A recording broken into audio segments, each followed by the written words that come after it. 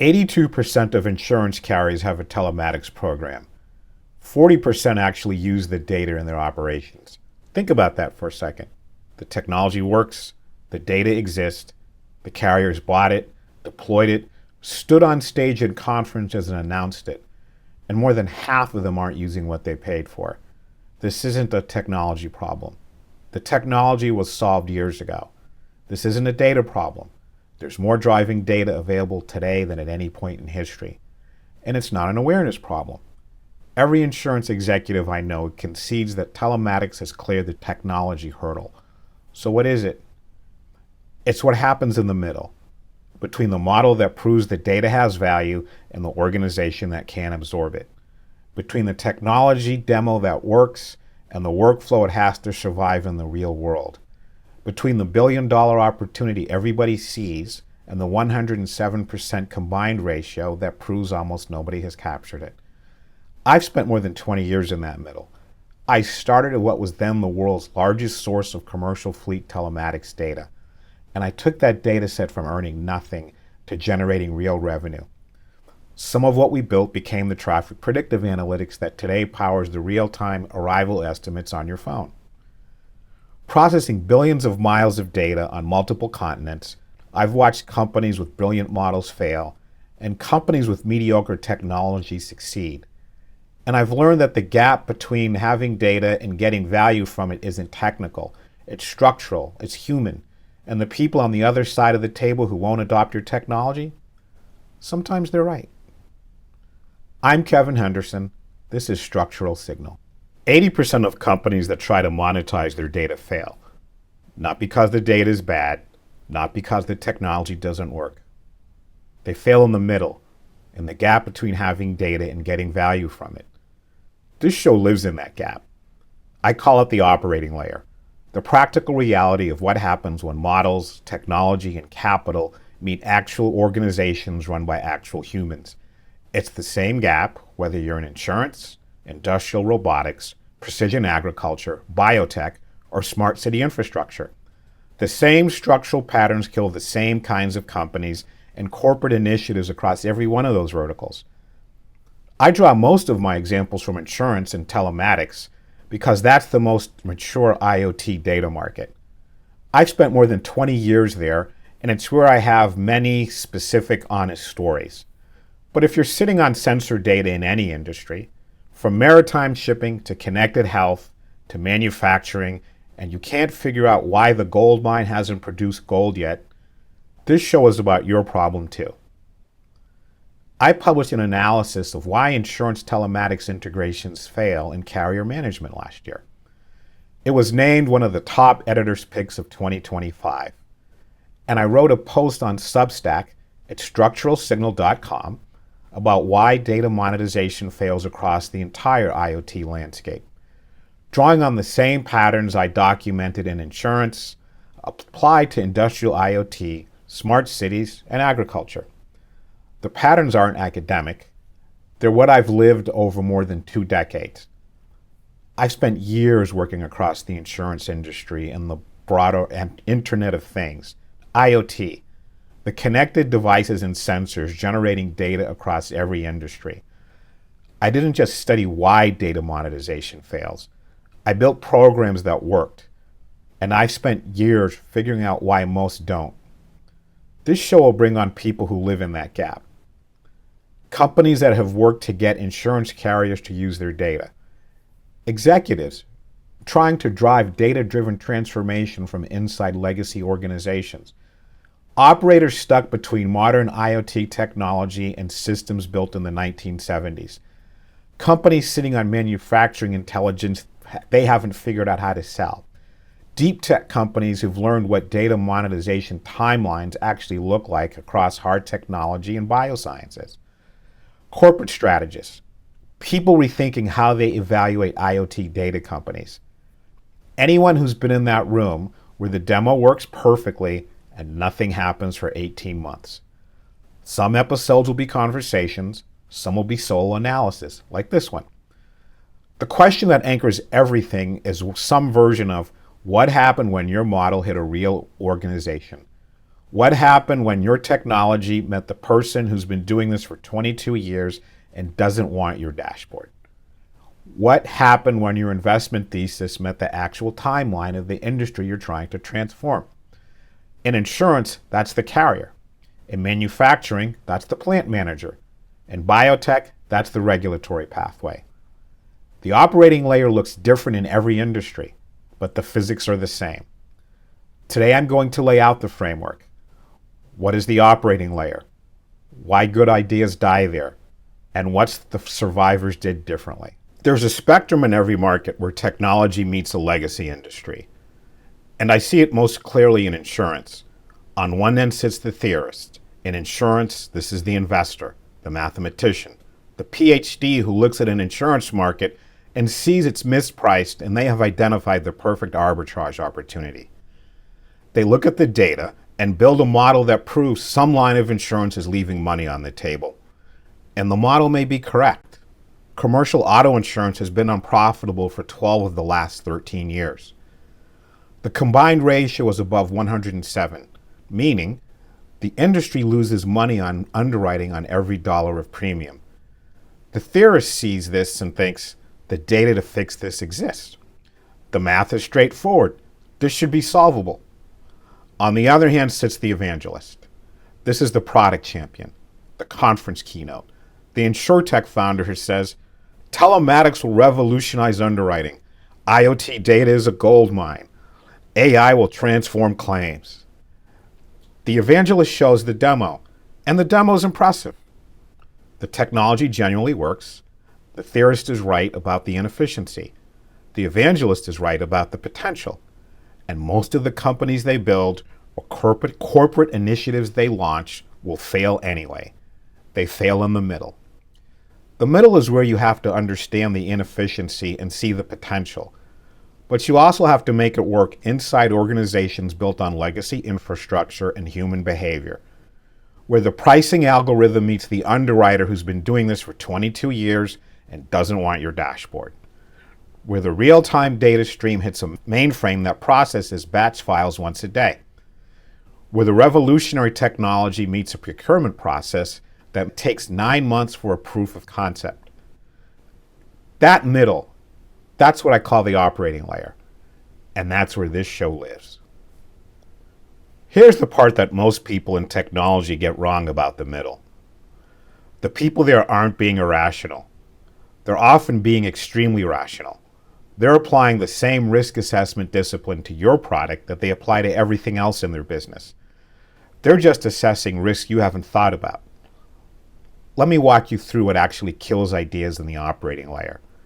Using insurance and telematics, because that's the world I know best, and the most mature market. The patterns show up anywhere technology meets a legacy industry. The theorist model needs data to work. In insurance, data requires disclosure. A reinsurer asking a carrier to share underwriting data is asking for something that only gets exchanged inside a trust relationship. The carrier has to believe that what they share won't end up in a competitor's product, won't be passed through overlapping board members and common investors, and won't be leveraged against them if the relationship sours. The theorist doesn't see this because trust isn't in the model. The math says the market is mispriced, and it is. But the carrier who won't share their data with a fund-backed startup isn't being irrational. They looked at the cap table. They noticed the overlapping investors with their competitor. They thought about the hold period of the PE fund and concluded that the risk of disclosure exceeds the benefit of a better pricing algorithm. That's not resistance to innovation. That's good underwriting applied to the vendor decision. The same dynamic plays out on the technology side. A telematics service provider wants carriers to integrate their driving behavior data into underwriting. The carrier says yes in the contract, and then nothing happens for 18 months. Why? Because the CIO looked at the integration requirements and realized the telematics provider's real-time API is incompatible with a policy administration system that was built when Gerald Ford was president. The IT department estimated the integration cost exceeds the budget for the telematics program itself. So the carrier has a telematics program and nobody uses the data. That's how you get 82% adoption and 40% utilization. The evangelist technology needs adoption to deliver value. In insurance, adoption runs on relationships and patience, not product market fit in the startup sense. A carrier executive will take years to do business with you because they can. In the United States, the property casualty insurance market is so fragmented that being fifth to adopt something costs almost nothing. They're not in a winner-take-all race. They're in a business where being right slowly has beaten being first quickly for over a century. The evangelist doesn't see this because patience doesn't fit on a slide. The conference keynote says the technology is transformative, and it may well be. But the carrier watching from the sideline for 3 years isn't missing an opportunity. They're running a test. And the test isn't whether the technology works. They probably conceded that in year 1. The test is whether you'll still be there in year 4. Whether your investors will let you keep operating at insurance speed when their fund model requires venture cycle returns. Whether you'll get frustrated and pivot, or get acquired by someone they don't trust, or simply quit. The 100-year reinsurer with the antiquated system will still be there. The carrier knows this, so they wait. And waiting is the one thing they're better at than almost anyone in technology. And while they're waiting, they're learning. Every meeting you take with a carrier is a meeting the carrier is taking with you. They're extracting intelligence. What does the market look like from your side? What are you seeing in the data? What are you charging? The evaluation may be real. It may also be the entire point. And here's what makes it worse. You think your idea is original. You think you walked into that room with something they haven't seen before. But someone with the same idea met with them 2 weeks ago. You're not a revelation. You're a data point and a comparison you don't even know is happening. There's an executive at that company whose name you will never know, with an agenda you will never know about. And they're blocking you. Your contact won't tell you. They may not even fully understand it themselves. The person sitting across from you may genuinely want to work with you, but they don't have the internal ability to get a deal signed. Your champion has no power, or your timing is simply wrong. The company's not ready to respond to what you're offering. No pitch deck, no follow-up calls, no attempt to escalate to someone more senior is going to change that. They're just not there yet. And when nothing happens, your boss will say you're making excuses. You don't see any of this. You just know the deal didn't close. And every one of those is an operating layer problem, not a technology problem, not a pitch quality problem, not a product problem. This isn't just a feeling. Between 2021 and 2024, the number of active investors making multiple deals in insurtech plummeted by 72%. From 406 to 113, that wasn't a cyclical dip. That was capital structures discovering they were incompatible with the market's actual timeline. Insurance transformation requires 7 to 10 years to accumulate sufficient data for actuarial credibility. You cannot rush the law of large numbers. But standard venture capital funds need exits in 5 to 7 years. The math doesn't work. 70% of insurtechs failed to reach Series B, and the carriers watched. They watched the heavily funded companies burn through capital, struggle with claims, inflation, and adverse selection, and either pivot or die. Root, Metromile, Lemonade's auto insurance. The technology was often superior to incumbents. The outcomes were not. But some of their investors are now being rewarded for their patience. The carrier executive didn't have to fight them. They just had to wait. And the waiting was the filter. It tested whether these companies could operate at insurance speed. And most couldn't because their capital structure wouldn't let them. Here's one more. And this one is specific to where IoT meets insurance. You would think that in a market generating billions of miles of telematics data, the data monetization problem would be solved by now. It isn't, because most of the time the data that's being collected isn't the data the insurer actually needs. A telematics provider delivers a driving behavior score. The insurer's claims department has no way to match that score to actual loss experience. The data is structured for fleet management, not for underwriting. The underwriter is seeing one thing, the claims adjuster is seeing something else, and neither of them is seeing what the telematics provider thinks they shipped. 74% of fleets are willing to share their data with insurers. Most have never been asked. And 65% of large fleets use multiple telematics service providers, but their insurer only accesses data from one. The data exists, the willingness exists. The connection doesn't. That's the operating layer. And this isn't just insurance. I've watched the same disconnection play out in every IoT data-rich industry I've studied. Construction companies installed sensors tracking every hydraulic pressure variance, and the contractors ignored the data until someone reframed it around reducing idle time by 20%. Maritime companies have vessel telemetry that can't talk to port authority systems. Agricultural platforms have planting data sitting in a silo separate from harvesting logistics. The specific technology is different. The operating layer failure is identical. So that's why ideas die in the middle. The barriers are structural. The behavior is rational. The patience test filters out most new entrants automatically, not because they lack talent or technology, but because their structure won't let them pass it. But some ideas do make it through. And understanding what the survivors did differently is as important as understanding why others fail. They sold the outcome, not the data. The telematics service providers that survived the first 2 decades didn't succeed by selling GPS coordinates. Dots on a map is what we called it, or driving behavior scores. They succeeded by solving a problem the customer never stops having. Fleet managers don't buy data. They buy risk mitigation. They buy the video evidence that exonerates the driver and avoids a nuclear verdict. And the median nuclear verdict in commercial trucking hit $23.8 million in 2023. They buy maintenance predictions that prevent a $50,000 roadside breakdown. When fuel is 25% of a fleet's operating cost, even a modest data-driven efficiency or a plumber being able to squeeze in 1 extra job a day, the improvement hits the P&L in a way a dashboard never will. Same data, different translation, completely different business. The IoT companies that died in the middle were selling data as a product. The ones that survived were selling data as a mechanism to deliver an outcome, risk reduction, cost avoidance, operational efficiency. The data disappeared into the background. The values stayed in the foreground. They invested in the boring infrastructure. The most successful telematics insurance integrations I've seen weren't built on the most advanced algorithms.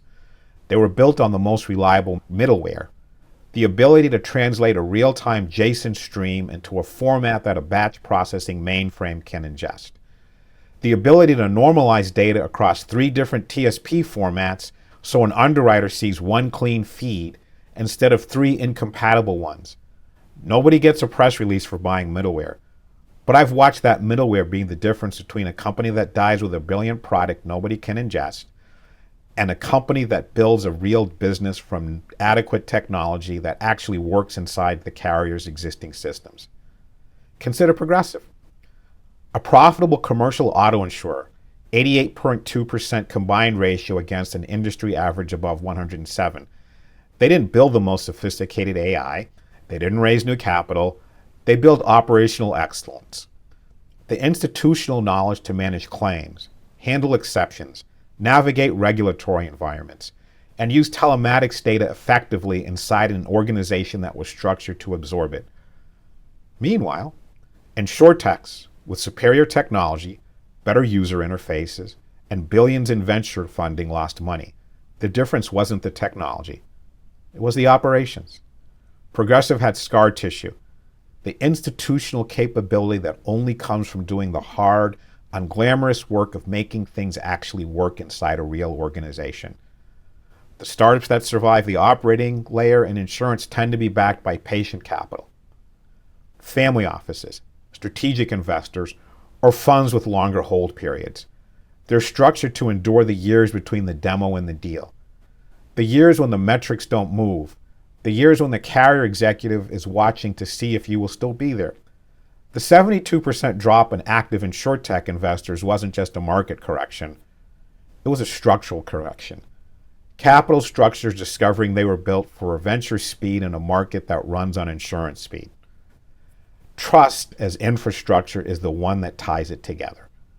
The companies that make it through the middle, whether they're TSPs, insurtechs, analytics providers, or IoT data companies, treat trust the way they treat their code base. It's not a nice to have. It's not a relationship strategy. It's the operating infrastructure of the business. Without trust, customers won't share their data. Partners won't open their underwriting models. The executive across the table won't tell you what they actually need versus what they put in the RFP. And trust is built over years between stable counterparties. There's no success scenario in this industry, in any industry where technology meets legacy infrastructure, that eliminates the need for trust, relationships, and patience over long timelines. Technology is necessary. It is never sufficient. On one end of the spectrum, the theorist with the correct model. On the other, the evangelist with the transformative technology. In the middle, the operating layer, where those ideas have to work inside organizations run by humans who've been burned before and are being perfectly rational about it. This show lives in the middle. Here's what's ahead. We're bringing on people who navigate the operating layer every day. Company founders who've learned what carriers actually need versus what the market research says they should need. Executives pushing data-driven change through organizations that resist it. Deep tech founders who are hitting the same monetization wall that telematics hit years ago. Others in the operating layer who've learned the hard way that capital structure determines outcomes more than technology does. Strategists rethinking how IoT data flows through the value chain. Operators from every corner of the IoT data world who are drowning in data and starving for value. In solo episodes, I'll go deeper on the frameworks. Why commercial auto insurance has been unprofitable for over a decade, despite having access to more data than any line of insurance business in history. How telematics business models have evolved through 3 distinct generations, and what that evolution predicts for industrial IoT and connected health companies following the same path years behind. What the insurtech implosion and survivors' comeback actually teaches us about building technology companies in legacy markets. The same lesson now being relearned in IoT middleware, smart buildings, and digital health. Why organizations settle for good enough when the data says they should be transforming. The patient capital thesis. Why family offices and permanent capital structures are winning where venture capital failed. And what 2 decades of expensive lessons in the most mature IoT data market on Earth can teach every data-rich company trying to capture value from the next wave of connected devices. There's a companion piece on Substack at structuralsignal.com that goes deeper on the spectrum, and a market intelligence report, including some of the specific data behind what I discussed today. Link in the show notes, or go to structuralsignal.com. Follow the show to get notified about new episodes. I'm Kevin Henderson. This is Structural Signal.